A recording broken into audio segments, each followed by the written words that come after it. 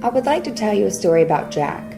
He was born in a puppy mill and was purchased at a small independent pet shop by Lance Corporal Jill Rodriguez for her son Adam. Jill's mom Kelly also lived with them, so she would take care of Adam when Jill was on duty. About 6 months after Jack joined the family, Jill was deployed to Afghanistan, where she was later killed in action. Because of the loss of Jill's income, Kelly was forced to make the decision to move to a smaller apartment, one that didn't allow animals. Kelly chose to surrender Jack to Finally Home because of its policy as a no-kill shelter. Surrendering Jack to Finally Home was one of the hardest decisions that Kelly was forced to make after Jill's death. One bright spot to the decision was that Kelly and Adam were invited to volunteer at the shelter to help take care of Jack and others. For the next several months, Kelly and Adam spent Saturday mornings volunteering at the shelter. In some ways, it helped them to cope with their grief by being able to help so many animals in need.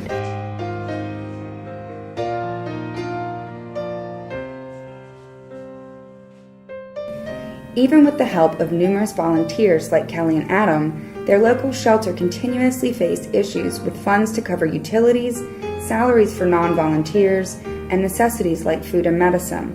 Because Adam was in school for most of the day, Kelly decided to volunteer additional time to help with the shelter's fundraising activities that helped to cover a lot of the annual costs. When Jack had been in the shelter for almost a year, Kelly was starting to get discouraged that he would not find a permanent home. Because he was an older dog, he wasn't as adoptable as the puppies. Also because of an overall sluggish economy, not a lot of people were deciding to adopt in general. The shelter leadership had started to discuss what was best for Jack, because it isn't good for pets to stay long-term in a shelter, but they were committed to their non-kill policy. Kelly pointed out that they committed a lot of energy to fundraising, but not as much to encouraging individuals to adopt pets.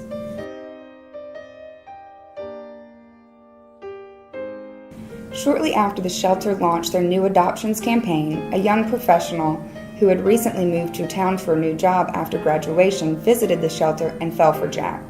Kelly was happy that Jack was finding a new home, but sad that they wouldn't get to see Jack on a regular basis. She and Adam both agreed that they would continue to volunteer. After the adoption requirements were completed, Jack left the shelter for good with his new dad and was finally home again.